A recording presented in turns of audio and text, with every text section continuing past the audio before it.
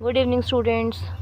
In the chapter 5 hot and wet regions हम read कर रहे थे कोंगो के बारे में। कोंगो जो एक अफ्रीका की कंट्री है एंड इसके अंदर हम रीड कर चुके हैं अबाउट लोकेशन एंड एक्सटेंट, इसकी physical features and about climatic conditions, उसको वहाँ का क्लाइमेट कैसा रहता है। जैसे मॉर्निंग में सनशाइन होता है, बहुत ज़्यादा ठंड, बहुत ज़्यादा गर्मी हो जाती है जिसकी वजह से बारिश हो जाती है वहाँ, जिसकी वजह से बहुत ज़्यादा वहाँ वाइल्ड लाइफ वेजिटेशन हर टाइप की, बहुत वो टाइप की है। नेक्स्ट हमने रीड किया था वेजिटेशन एंड वाइल्ड लाइफ की किस टाइप के हमारे वहाँ पे फॉरेस्ट है। जैसे यहाँ पे 4 लेयर आपको शो कर रखी हैं, इस टाइप के वहाँ पे फॉरेस्ट वगैरह हैं। अब आज हम स्टार्ट करेंगे इसे next topic is our economic activities की वहाँ पे लोग क्या क्या वर्क करते हैं। Farming is the main occupation of people in the Democratic Republic of the Congo, कि कोंगो के अंदर जो फार्मिंग है, जो लोग ज़्यादातर लोग खेती बाड़ी करते हैं वहाँ। Large areas under dense forest have been cleared by cutting and burning trees, वहाँ पे मतलब बहुत ज़्यादा एरिया में फॉरेस्ट वगैरह है तो उसको कट करके या उनको जला के वहाँ एरिया को साफ़ किया जाता है और फिर वहाँ खेती की जाती है। The main food crops grown are cassava, rice and maize, यहाँ पे वहाँ पे फसल होती हैं। Cassava is the staple food of the people, its root are dried and ground into flour for making bread. It's cassava वहाँ का staple food का मतलब होता है वहाँ का मूल रूप से भोजन है। जैसे हमारे हम रोटी सब्जी खाते हैं, वहाँ पे कसावा नाम की एक डिश होती है, उसको ज़्यादातर लोग खाना पसंद करते हैं। इसकी जड़ें जो होती हैं वो सूखी हुई होती हैं और उनसे क्या चीज़ ब्रेड बनाई जाती है। The main cash crop produced are coffee, cocoa, rubber, tobacco, cotton and oil palm। वहाँ जो कैश क्रॉप्स होती हैं, नकदी की फसल, जिनको वो मार्केट में बेच के आते हैं, जिनसे वो अपना आजीवन चलाते हैं, वो होते हैं वहाँ पे कॉफ़ी, कोको, रबर, ये सभी उन कैश क्रॉप्स होती हैं। Some of these crops are grown on the plantation। सबसे पहले कुछ क्रॉप्स की पहले यहाँ प्लांटेशन की जाती है कि वहाँ उनके पहले प्लांट्स बनाए जाते हैं। ये जो मेथड्स हैं, ये जो हमारे फार्मिंग के ये मोस्ट प्रिमिटिव मेथड्स हैं। Phishing is done in reverse and lake, वहाँ पे जो फ़िशिंग की जाती है वो रिवर्स, नदी में और झरनों में की जाती है।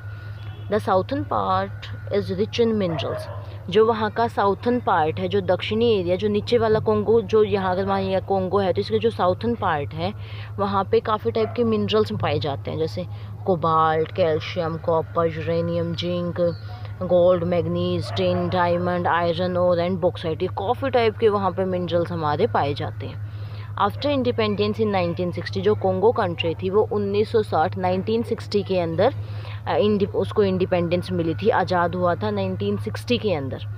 The people are trying to develop these resources, उसके बाद से लोग इन रिसोर्सेज को डेवलप करने की ट्राई कर रहे हैं। There are few industries due to lack of technology and source of power, वहाँ पे काफ़ी कम मात्रा में इंडस्ट्रीज़ हैं क्योंकि वहाँ पे टेक्नोलॉजी और पावर का सोर्स की कमी होने की वजह से वहाँ पे बहुत कम इंडस्ट्रीज़ हैं। Hydro electricity is the main source of power, वहाँ पे मतलब बिजली ज़्यादातर हाइड्रो इलेक्ट्रिसिटी उससे बनाई जाती है, मतलब पावर जो हमारी लाइट आती है उसका मेन सोर्स क्या है, हाइड्रो इलेक्ट्रिसिटी, पानी से जो लाइट बनाई जाती है। The main industrial units are of, मतलब ज़्यादातर यूनिवर्सिटी की जो इंडस्ट्रीज़ हैं वो किस चीज़ की हैं, टेक्सटाइल्स, कपड़े की हैं, मेटल रिफाइनिंग, जितनी हमें मेटल्स वगैरह मिली है जैसे ये कोबाल्ट, कैल्शियम, इनकी रिफाइनिंग की जाती है। फूड प्रोसेसिंग, इनकी ज़्यादातर वहाँ पे इंडस्ट्रीज़ हैं। यहाँ पे जैसे दिखा रखा है माइनिंग का वर्क यहाँ ऐसे होता है कोंगो के अंदर। Next our beverages and consume goods, इनकी यहाँ इंडस्ट्रीज़ हैं। Most of the minerals are exported, जो ज़्यादातर मिनरल होता है वो एक्सपोर्ट किया जाता है दूसरे प्लेसेस पर। The means of transport are not well developed, वहाँ का जो मीन्स ऑफ ट्रांसपोर्ट है, मतलब हम एक जैसे हमारी रोड्स होगी, रेलवेज़ होगी, बसेस वगैरह होगी, वो वहाँ पे इतना डेवलप नहीं है। Roads and railways are difficult and costly to construct, वहाँ पे रोड बनाने, रेलवेज़ वगैरह को कंस्ट्रक्ट करना मतलब बहुत डिफ़िकल्ट है उनके लिए और काफ़ी वहाँ उनको कॉस्टली पड़ जाता है। Due to dense forest and river, क्योंकि वहाँ पे बहुत ज़्यादा फॉरेस्ट है और बहुत ज़्यादा रिवर्स है। Inland waterways are limited due to rapids and waterfalls. The airways are now becoming popular. और वहाँ पे जो वाटरवेज़ हैं वो लिमिटेड ही हैं क्योंकि वहाँ जो पानी के झरने वगैरह हैं वो बहुत ज़्यादा तेज़ है। मतलब जो अगर हम पानी से, जैसे शिप्स वगैरह होती हैं, शिप से अगर एक प्लेस से दूसरे प्लेस पे चले जाएं तो वो शिप्स वगैरह भी वहाँ पे मतलब बहुत लिमिटेड ही हम उनको वर्क कर पाते हैं उनसे, क्योंकि वहाँ वाटरफॉल बहुत तेज़ी से जाते हैं तो उसमें शिप वगैरह कंट्रोल कर पाना मुश्किल हो जाता है। बट वहाँ आजकल जो एयरवेज़ है, जो फ़्लाइट्स वगैरह हैं, वो काफ़ी पॉपुलर हो रही हैं। नेक्स्ट है लाइफ ऑफ द पीपल, कि वहाँ के जो कोंगो के लोग हैं वो कैसे अपनी लाइफ स्पेंड करते हैं। The Democratic Republic of the Congo is specially populated and most of the people live in village. जहाँ अगर जो कोंगो कंट्री उसके अंदर काफ़ी पॉपुलेशन रहती है और ज़्यादातर लोग विलेजेस, गाँव के अंदर रहते हैं। The villages are mostly along the rivers और नियर माइन। जो गांव है वहाँ के ज़्यादातर मतलब रिवर, जो नदियाँ होती हैं, नदियों के साथ में लगे हुए हैं, और ज़्यादातर मतलब जहाँ पे माइंस वगैरह का वर्क होता है वहाँ उनके गाँव वो है। The main occupation of those living in villages are gathering, hunting, fishing and farming. जो गांव में लोग रहते हैं वो ज़्यादातर क्या वर्क करते हैं, गैदरिंग का मतलब सामान को इकट्ठा वगैरह करके लेके आना, हंटिंग का शिकार वगैरह करते हैं, फिशिंग करते हैं और बाकी खेती करते हैं। Some villagers have migrate to towns. आजकल कुछ विलेजर्स वगैरह मतलब वो टाउन्स के अंदर, शहरों में चले जाते हैं। And now work in mines and factories, और वहाँ जाके फिर माइंस और फैक्ट्रीज़ में वर्क करते हैं। These people have adopted the western life style. वो वेस्टर्न लाइफ स्टाइल जो होती है उसको अडोप्ट करने की ट्राई करते हैं। About 1/3 of the total population leaves in town and cities. वहाँ के जो नियर अबाउट 1/3 पॉपुलेशन है, 3 में से 1, वो ज़्यादातर टाउन्स और सिटीज़ में रहते हैं।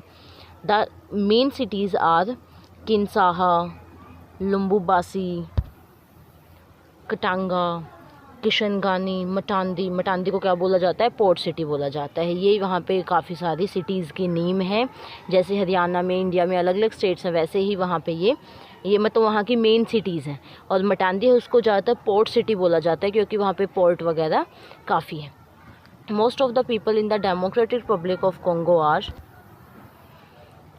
are Bantu Negroes. They are tall and have curly hairs. They speak Bantu language and are fond of music and dance. वहाँ के ज़्यादातर जो लोग हैं, कोंगो के ज़्यादातर जो लोग हैं वो बंटू निग्रोज हैं। जैसे हमारे यहाँ पे अलग अलग कास्ट वगैरह होती है, अलग अलग वो होते हैं, वैसे ही वहाँ पे अलग अलग लोग हैं। जैसे हमारे यहाँ पे अलग अलग रिलीजन होता है, वैसे ही वहाँ के लोग जो बंटू निग्रोज हैं ये मतलब हाइट में काफ़ी लंबे होते हैं। इनके जो हेयर होते हैं वो करली होते हैं, घुंघराले इनके बाल होते हैं। ये बंटू लैंग्वेज स्पीक करते हैं। इनको म्यूज़िक और डांस बहुत ज़्यादा पसंद है। The original inhabitant of this region were pygmies. They are short in height. जो यहाँ के ओरिजिनल इनहेबिटेट है, जो मतलब पहले की इनकी जो स्पीसीज प्रजाति वगैरह चली आ रही है वो कौन सी है, पिजिमीज है। ये हाइट में छोटे होते हैं और इनमें most of them live in the Ituri forest in the north eastern part. जो हमारे यहाँ का नॉर्थ ईस्टर्न पार्ट है, नॉर्थ हमारे इस साइड, अगर ये कोंगो कंट्री है, नॉर्थ पार्ट हमारा ये है, ईस्ट ये जो नॉर्थ ईस्ट पार्ट के अंदर ये ज़्यादातर लोग रहते हैं। एंड ये आइटरी फॉरेस्ट है, वहाँ ये रहते हैं। They still lead a primitive life and move about in search of food. ये मतलब मोस्टली प्रिमिटिव लाइफ ही अपनी जीते हैं और ज़्यादातर खाने की तलाश में इधर से उधर जाते रहते हैं। After independence the government is trying to develop the mineral resources. ये अभी हमने रीड किया था कि ये 1960 के अंदर इंडिपेंडेंस हुए थे। तो इंडिपेंडेंस के बाद में जैसे हमने पढ़ा है कि यहाँ पे ज़्यादातर मिनरल्स पाए जाते हैं, तो इनकी जो गवर्नमेंट है उन्होंने ट्राई किया है कि हम मिनरल रिसोर्सेज को ही डेवलप करेंगे। The money earned from the export of cash crops and mineral is used to developing the public utility service। और जो पैसे इनको मिनरल रिसोर्सेज को एक्सपोर्ट करने से या फिर जो कैश क्रॉप को बेचने से इनको मिलते हैं, उनसे लोगों के लिए ये रोड बनवाना, मतलब जो उनकी मूलभूत सुविधाएं होती हैं उनको प्रोवाइड करवाने में उनकी हेल्प करेंगे। प्रोसेस इज स्लो, मतलब जो गति है इनकी, जो प्रोसेस है वो काफ़ी बहुत वो स्लो है। But the life style is improving. But वहाँ का लाइफ स्टाइल जो है वो धीरे धीरे इम्प्रूव हो रहा है। इसके साथ ही जो हमारा चैप्टर था hot and wet regions about Congo, ये हमारा आज ऐसे फिनिश होता है।